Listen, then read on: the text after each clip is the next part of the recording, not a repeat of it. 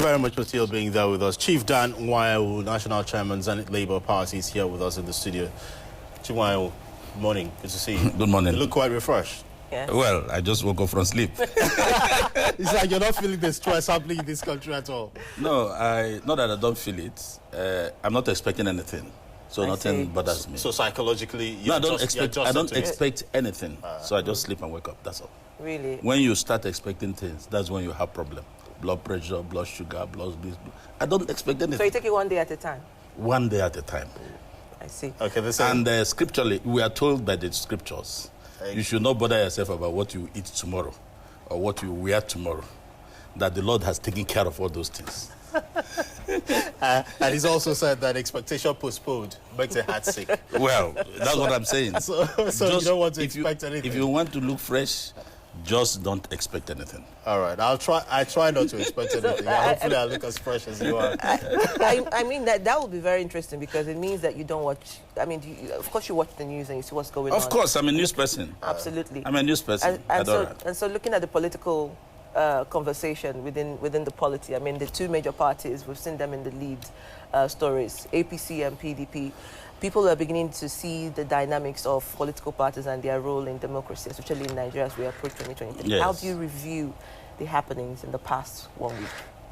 Well, I think the problem we have is we like doing things out of the rules.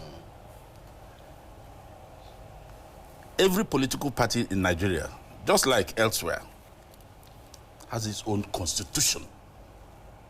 And if you look at the first page of that constitution, of every political party, they say, this constitution is supreme. On the other hand, it is supreme if you put it side by side with any decision by anybody, by any other organ, that is not in tandem with the provisions of that constitution. You see, I look at the way you react at times when you see leaders in a political party. They want this one out, they want this one out, they want this person out. Everything is based on self-ambition, self-interest. If you study all the political parties and their constitution, including the Zenith Labour Party, it is provided how an officer of the party could be removed. So, if you gang together, either as governors, or as National Assembly members, or even as president, if you are not going to do it within the conforms and dictates of that constitution, in the eyes of the law, you have not done it. So you think what's going on in the PDP now, for instance? I don't want to discuss referring to any party. I'm talking about political party administration altogether. Okay, let me not mention so names. that I will not be seen to be discussing drinking somebody's Panadol. Okay. But as I'm discussing, you will be fixing it. In your assessment of what you're seeing going on in the two major political parties, do you think this is 2023 ambition by certain political groups, forces and powers within the political arrangement at play? Of course. Of course. Tell me why you, as a political party or as leaders of a party, you want to remove a national chairman few months to the convention when you can do it. Why? Because of self-interest. There are no apologies. What if the man is said not to be performing? The Constitution provides for it. You can persuade him to call for midterm convention. Yeah. Where you take a vote of confidence, as in the case of PDP Constitution. If that vote of confidence fails, he has been removed. The Constitution provides for it. It's like the removal of Adam Soshomole. That was utterly wrong. But that is their headache. The president cannot, even if he was the one that approved it, not to talk about governors or those that felt offended. His removal was unconstitutional, the APC Constitution. I have read all these constitutions back to back. Because they don't challenge due to certain reasons, due to certain involvement, due to certain things, they swallow it and life goes on. Somebody must challenge such actions. You see? And this is so, Utibe, because Leaders elected under political party platforms do not believe in party supremacy. I'll give you one example. I was a young banker in 1982 with Union Bank. That time I started having political interest, watching people speak, Awolowo, Azikiwe. So there was a meeting in Ibadan. It coincided with a trade union meeting in Ibadan. I sneaked to go and watch. I think it was in Mapo Hall or in Premier Hotel, one of the places. In that hall, on the high table, I want you to listen, there were just 2 chairs. One was for Adisa Meredith Akinloye, National Chairman MPN. On his left was Suleiman Takuma, National Secretary. President Shehu Shagari, Ella Sekweme, Dr. Joseph Wires, they sat facing him. I recall there was a time President Shagari raised his hand to speak. Adisa said, no, Mr. President, not you. You. That is party supremacy. That is party supremacy. So the national chairman is the boss. You see, when you are elected councillor, you have become leader of the party in local government. Governor, leader of the party. The leader of any political party in this country is the national chairman. What makes... Let me finish that point, please. Okay. Is the national chairman. If you are elected, face administration. Let the party run its affairs. But there must be a symbiotic relationship. Here you are elected governor. Nobody talks to you. You sit down in your bedroom and drop commissioners, drop up people to be appointed. You are president, you pick your ministers. You may not talk to anybody. It didn't happen during the MPN days. President Shagari and Akinloye, and I'm sure those who were there then will remember what I'm saying. They would discuss it. Mr. President, the following helped us to win. I want you to accommodate them. He will not drop them. There are also people who are not in party politics, but they have something to put on the table. We should consider them. That's then when the list gets out, it is approved without arguments. What has changed? Because you talked about how it happened in the past, in the Second Republic. What was the system? 2 things I want you to address. What was the system of financing, party financing at the time? Because there's this argument that the structure of party financing right now makes the governors the real owners of the party. Absolutely. The national chairman of the party goes to visit the state. And before he goes, of course, thanks for coming. And he's taken care of. Anybody that wants to become governor has to take care of the party chairman. And afterwards, the party chairman takes care. So the purse, the real purse, is in the hands of the governors. The party members, the structure where members of the party nationally contribute to a central fund for the party doesn't really exist, because there's 1 or 2 or 3 or 4 governors who control state resources who can give massive funds to the party. So they determine and dictate to the national chairman what to do. Was that the case during the Second Republic which you referred to? I must tell you, it was almost the same thing, only that it's more elaborate now. You see, there is no way members used to contribute money, individual members. I remember, and this is correct, in 1998, before the formation of PDP, I attended all the meetings at Muzon Center with Jonathan Zingina and others. I'll pick him in the airport, we attend all the meetings. Ekweme was presiding. At every meeting, there will be no money to pay for the halls and entertainment. I must be frank with this. Ojikalo picked most of the bills. He's not my friend, as per relating. But I remembered on 3 occasions, it will be announced Ojikalo had picked the bills. Because people didn't have money then. People didn't have money. Ojikalo picked most of the bills. These were contributions by members. When you elect governors, of course they make their contributions. Is it your money that because of that you assume leadership, you start dictating how a party will be run? That is very wrong. Until you democratize the political parties, we cannot have democracy at the center. And also democratize the sources of funding of a political party. Because if it stays in one person's control in terms of funding, It's said that who pays the piper detects the tune. Can you really rule out the fact that he will be the one to determine who goes in and what that person does when he goes in as the chairman of a political party? That is the low moment of this. I agree. The governors, they have too much money to decide what happens. I'm not saying they're not critical in any political party. Governors are very, in fact, they're the pillars of the political party.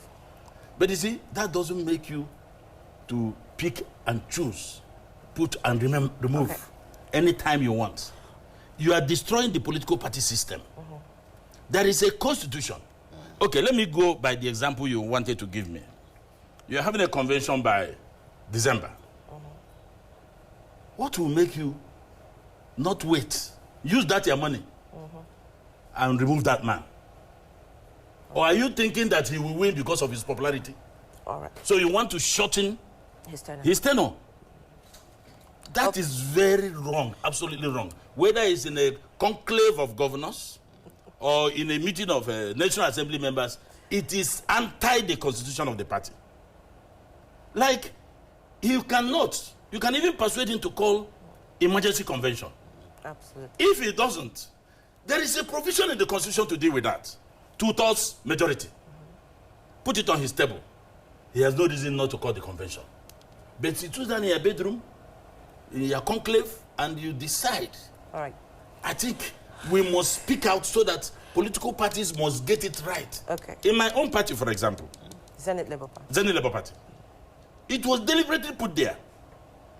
You cannot suspend or remove the national chairman of the party except in a special convention called specifically for that. Let me hold you here before we get to called specifically for that. Before we get... if it doesn't, there's a way to make him call it. That is the provision in the constitution. And the reason for that is to have stability in the party. You must believe in party supremacy. All right. Party supremacy. You know, I'm trying to come in here. It is the party that produced you. Yeah. I'm trying to come in here because I know that, you know, before Zenith Labour Party, you know, I mean, the trajectory of Labour Party comes to fresh in mind. I mean, between the years, I think 2004 to 2014, yes, you were in the Labour Party as the chair. Yes. And, you know, it was a party we saw you passionate about and put in a lot of efforts. And all of a sudden, you know, one morning we saw that you had resigned, you know, on national TV. And I remember what your letter read, and I'll read. It said, I regret to observe that the events in the Labour Party, especially with regard to the handling of the recently concluded nomination of candidates on the platform of the party for the 2015 general elections, are not in consonance with the integrity, transparency, and accountability of which the party had achieved reputation over the years. Those were my words. Those were your words. Now, now there is Zenith Labour Party. Of course, we have seen people move from party to party and bring the dynamics of party integrity, you know, into the politics. But Chief, I mean, going from Labour Party to Zenith Labour Party, you have seen the trajectory of politics and maladministration within political parties. Do you not think that the issue of finance, if not managed properly, because Utibi asked a very genuine question about the purse in one pocket and having to spend that money because he has the ability to. Where is the role of the NWC? Where's the role of the other members of the party to checkmate such power? Is it only up to the chairman to do that, or with combination of efforts? No, thank you for the research you made. Those are I think it's a paragraph in my resignation letter in 2014. You see, it's based on principle. I nurtured the party. I did everything in the party. I had no salary. I had no per diem. I had no official car. I ran the party from my private legal office for 10 years because of commitment.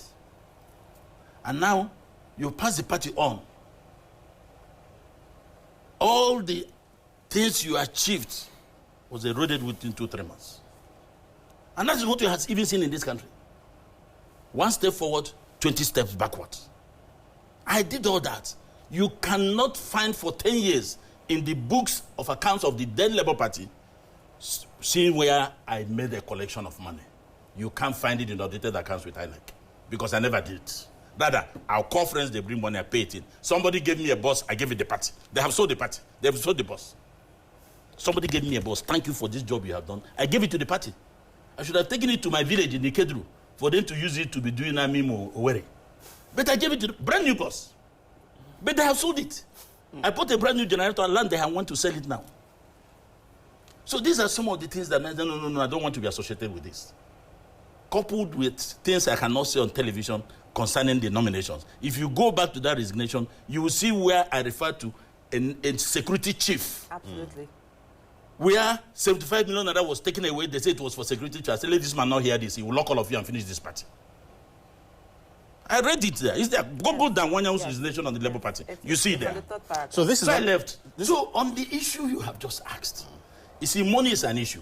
The National Working Committee is in charge of the day-to-day running of the party. And you call NEC to brief them from time to time. When it comes to operations of the account, there are 3 signatories. Like in our own case. 2 may sign because of absence of 1. So, you see, money is an issue. But remember too, when you want to damage somebody, just bring money in, he has eaten all your money. By the time he's gone, those that raise that allegation will not raise it again. You will discover that nothing happened.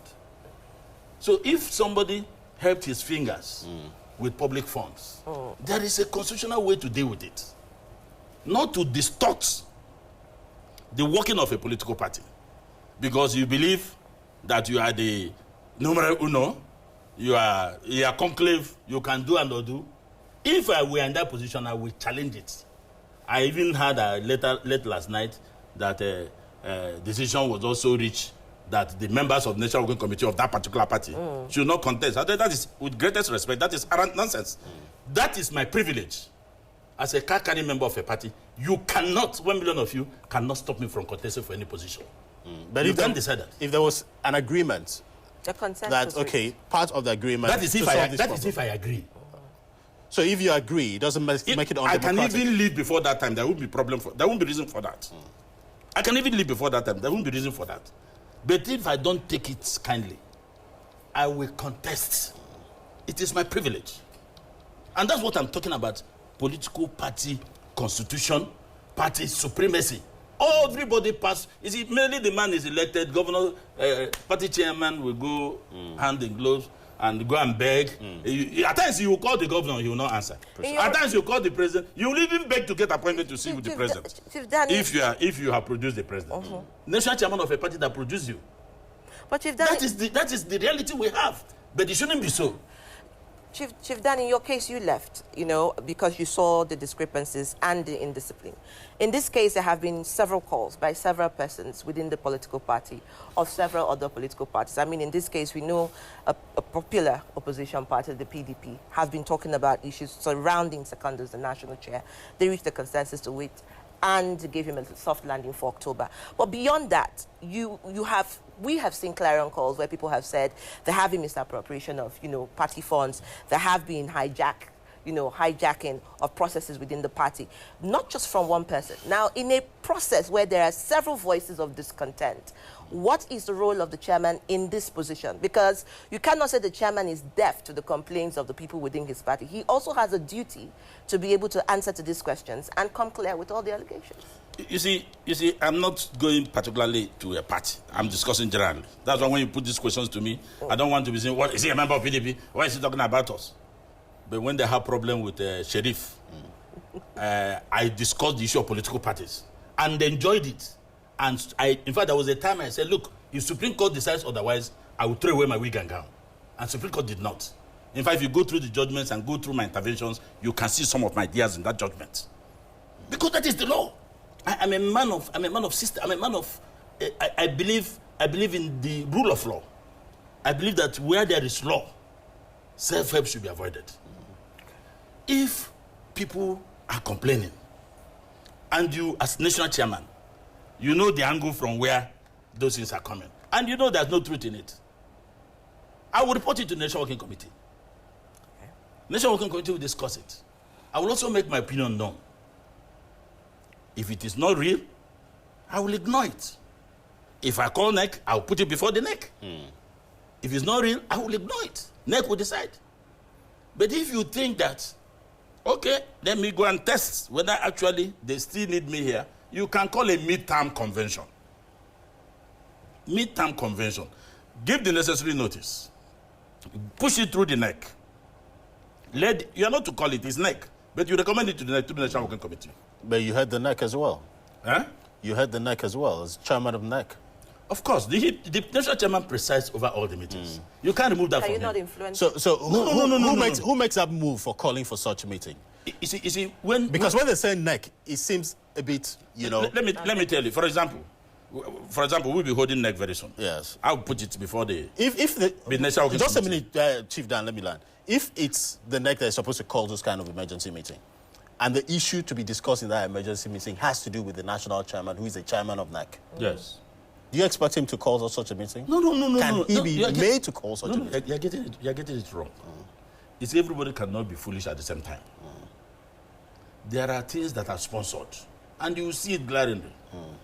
For example, you say I have, just like during the last nomination, they said I was given the major parties in Anambra who didn't want me to take the best candidate, Dr. Obiora Okonkwo, for that governorship. They threw a story that I had been given $2 million. When I saw it on the net, I said, no, I'm looking for $5 million.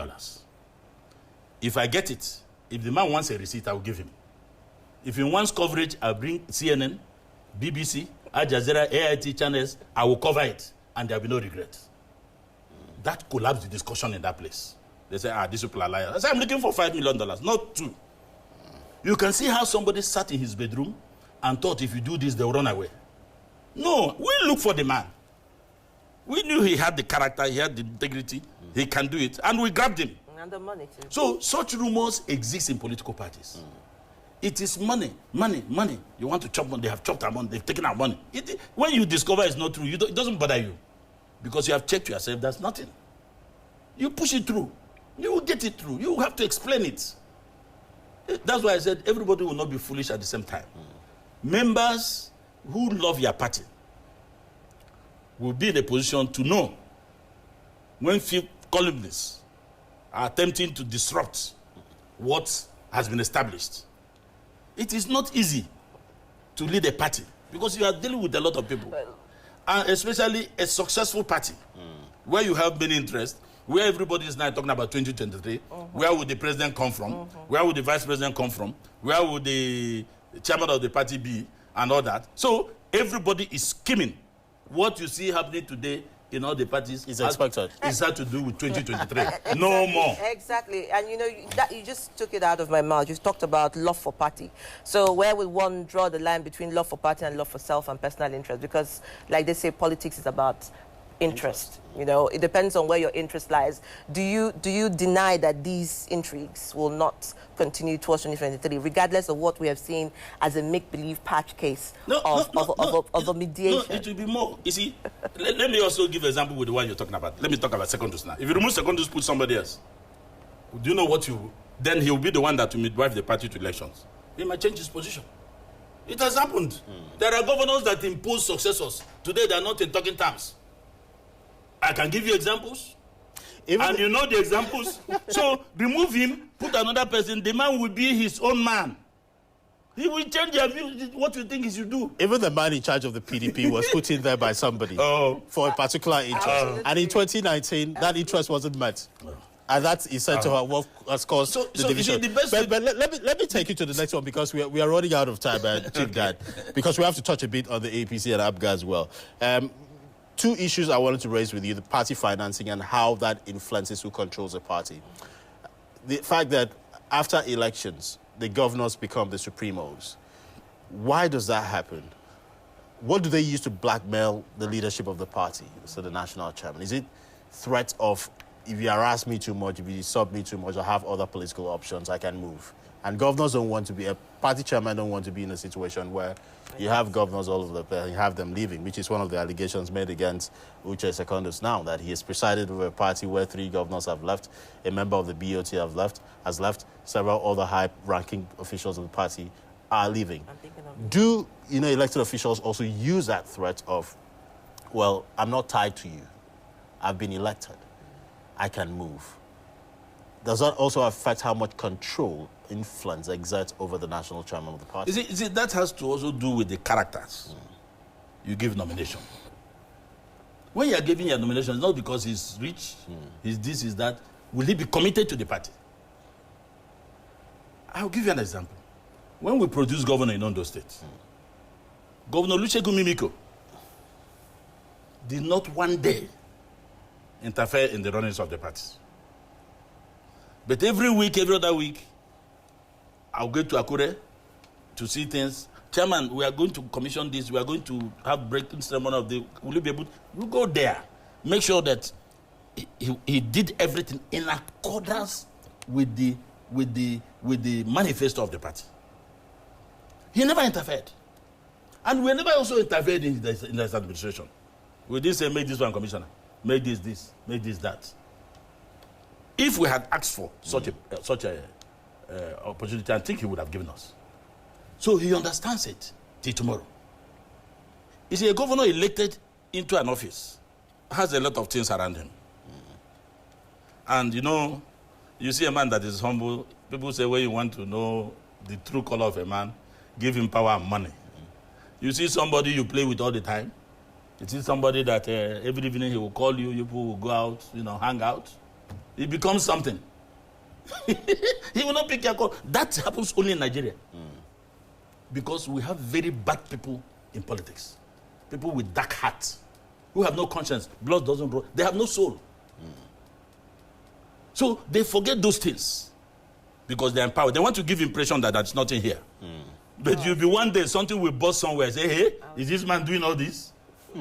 So a governor, with greatest respect to their office, they have a lot. So unless you are somebody, if you are somebody who can endure hunger, you must keep to the dictates and principles of the party. It doesn't matter. You keep to it. Yes, he has money. He can frustrate. He may not fund the party. He may do a lot of things that may not get you, working in the party. But that should not bother you. Keep working with it. But let members understand that this thing is not coming. You see, the difference between us and the other big parties, you see, most of the people you see around us are comrades. They are used to hunger. What they will achieve with 100 million, if you give my party 10 million naira, they will go do better than that. Because part of the money that they have budgeted enters private pockets. I see. So that is the difference. So our people can endure hunger. Unlike those that have passed through the other political parties. Since 1999, I, Danwanyamu, has been in opposition. But most of them that are in government are not looking better than me because I don't expect anything. You said that earlier. All right. Sorry, you talked about enduring hunger. Yes. You talked about, That's why you see this crisis in the parties that lost power. They cannot endure hunger. They should come and ask us, we give them the recipe. Exactly my point. So what is the mechanism for party funding beyond the governor's post? Because, again, that is a major crisis for a lot of political parties, even those who are upcoming. And that's why the political parties are hijacked by people in office, especially the incumbents. In Nigeria today, that will be very difficult to get members to be paying because of the economic reality, their position. But you get individuals at times who are not even politicians, who helped you based on what you are doing. I've gotten that so many times. Dan, you may think that you are not this and that. Okay, add this. I'm not a politician, but I like what you are doing. I have gotten that across the country. But members cannot do it. So that's why at times, when people of means get into the party and you screen them, they pass that threshold. Okay, let us have them. Let them go. And we believe that the party will grow one day. The money is still in the hands of governors.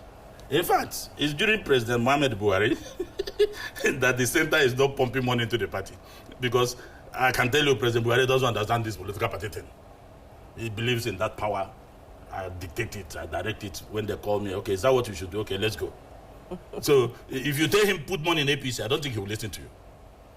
But those around him, they will find a way to assist the party, particularly the governors.